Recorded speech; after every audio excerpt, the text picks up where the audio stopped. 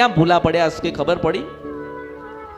ભોલાભાઈ તો નથી ખબર પડે માતા. અરે બે ભાઈઓ છે ને, બે ભાઈઓ જે અલગ કરો છો એના કરતા બીજી કોઈ જગ્યાએ ખોડિયાલ બેઠી છે ત્યાં તો જા. ત્રીજી જગ્યાએ એ તો નથી ખબર. અરે તપાસ તો કર, તારા ગામડે તો જા, ઘરે તો જા ને પૂછ તો ખરી કે આપણી અસલ ખોડિયાલનું મઠ ક્યાં છે. અમારે મઠ નારીએ છે. તો ક્યાં કરો છો નિવેદ? ઘરે કરો છો? ઘરે નિવેદ બધા પહેલેથી ઘરે જ કરતા હોય. ત્યાં એ માતા શું કરશે? ત્યાં તમારા પૂર્વજો બેહાડીને ગયા હોય એનું શું થાય?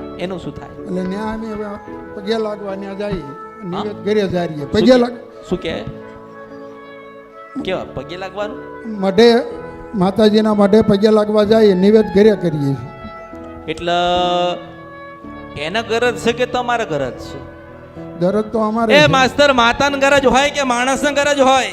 માણસને મળે તો માતા મઢમાં બેઠીશ, ખોડિયાલ બેઠીશ. જો આમ ખોડિયાલ બેઠીશ, બરાબર છે? હામાં તો ખોડિયાલમાં એવું કે કાલે આઠમ છે, મારા દીકરા મારી વસ્તી મારા પરિવાર વાળા આઠમે આવશે. હામાં આઠમ જતી રહી. હામાં તો આઠમ જતી રહી તો માતા એવું કે હારું નોમે તો આવશે ને. હામાં નોમે જતી રહી.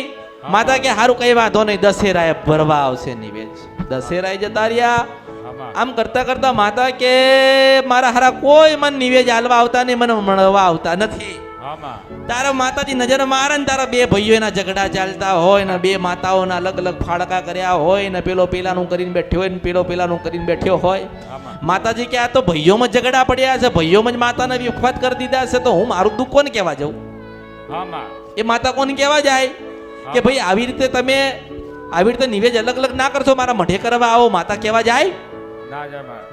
જ્યારે તમે નાના હતા ને તારે 70 વર્ષની ઉંમર થઈ ને, તારી 70 વર્ષની ઉંમર થઈ જયારે તું નાનો હતો ને, અને તું મહિના 2 મહિનાનો કે 5 મહિનાનો કે 1 વર્ષનો હતો ને, તારે તું તારી માના પેટે લાત મારતો. શું મારતો?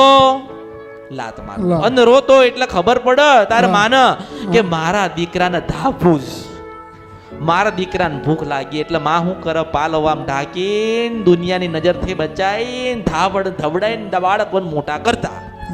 હવે એ જ બાળક મોટા થયા ને એટલે માતાને એમ કે તને ગરજ હોય ને તો મારા ઘરે ખાવા આવે ખરી? ના આવે માં. બહુ મોટી વાત છે આ બહુ મોટો સંદેશો છે દુનિયાની અંદર કે માં મોટી છે, તમે નથી.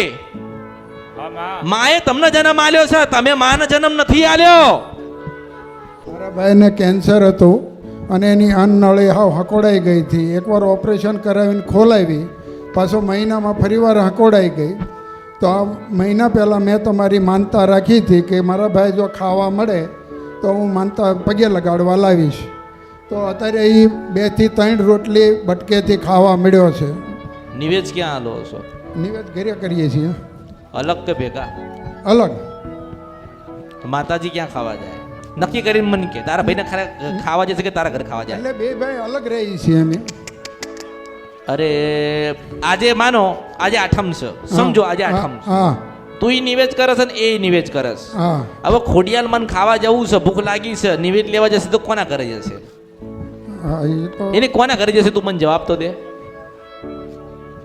હા, નિવેદ તો અમે તો બધા પોતપોતાના ઘરે જવાબ દે. અને કે ખાલી કે જવાબ દે, તારા ઘરે આવે કે તારા ભાઈના ઘરે જાય? તું એમ જવાબ દે ખાલી.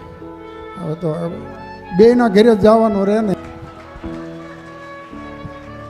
ભિખારણ છે? ભિખારણ માતા છે કે ભિખારણ?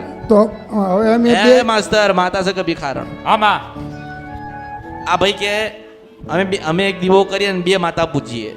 આ ભાઈ કે ભાઈ મેં કીધું નિવેદ એક ઘરે કરો છો કે 2 ઘરે? તો કે એની રીતે કરે ને અમે અમારી રીતે કરીએ. તો મેં પ્રશ્ન કર્યો, મેં કીધું તો પછી માતા કોના ઘરે ખાવા જાય? આઠમનું નિવેદ કોના ઘરે થાય? તો કે 2 ઘરે જાય. તો મેં એને કીધું કે માં છે કે ભિખારણ? માગવા કોને જવું પડે? માગવા કોણ જાય? માગવા ભિખારણ જાય. માતા જતી પણ તમે છે ને માતાને ભિખારણ બનાવી. અમારી ભૂલ કહેવાય. તો તે નહીં, તારી ઉંમર કેટલી થઈ? ઉંમર કેટલી થઈ? ઉંમર 70 વર્ષ. તો 70 વર્ષે ભૂલ થાય? 70 વર્ષથી ભૂલ થાય? હું તને પ્રશ્ન કરું હેડ કે તમે 2 ભાઈઓ અલગ અલગ પૂજો છો, બરાબર છે? તમે તમારા ઘરે નિવેદ કરો છો એ એના ઘરે નિવેદ કરે. હા આઠમનો સમય થયો, હા તું પણ રાત્રે 8 વાગે નિવેદ કરવા બેઠ્યો, તારો ભાઈ પણ રાત્રે 8 વાગે નિવેદ કરવા બેઠ્યો. હા ભાઈઓ બે અલગ છો, એક જ માના છો, હા માતા એક જ છે. તો માતા તારા ઘરે તારું નિવેદ લેવા આવશે કે તારા ભાઈના ઘરે નિવેદ ખાવા જાય? તો હવેથી ભેગા નિવેદ કરશું. 70 વર્ષે જ્ઞાન આપ્યું અમૃતની મેલડીએ. હા એટલે આ ભૂલ છે. ભાઈઓના ભાગલા હોય, મિલકતના ભાગલા હોય, હોનાના હોય, ચાંદીના હોય, રૂપાના હોય, જમીન અને જાયદાદના હોય, મારી ખોડિયાલના ના હોય. બેટા મને સાંભળીને જા. 70 વર્ષે માણસ ભૂલો પડ્યો. કેટલા? 70 વર્ષે માણસ ભૂલો પડ્યો. આજે તમને દુઃખ થયું ને, દુઃખ પડ્યું ને તમારા ઘરમાં, આજે તમારા જીવનમાં દુઃખ આવ્યું ને, વિઘ્ન આવ્યું ને, એનું કારણ એક જ છે કે દુઃખ આવ્યું તો આજે સમજણ આવી.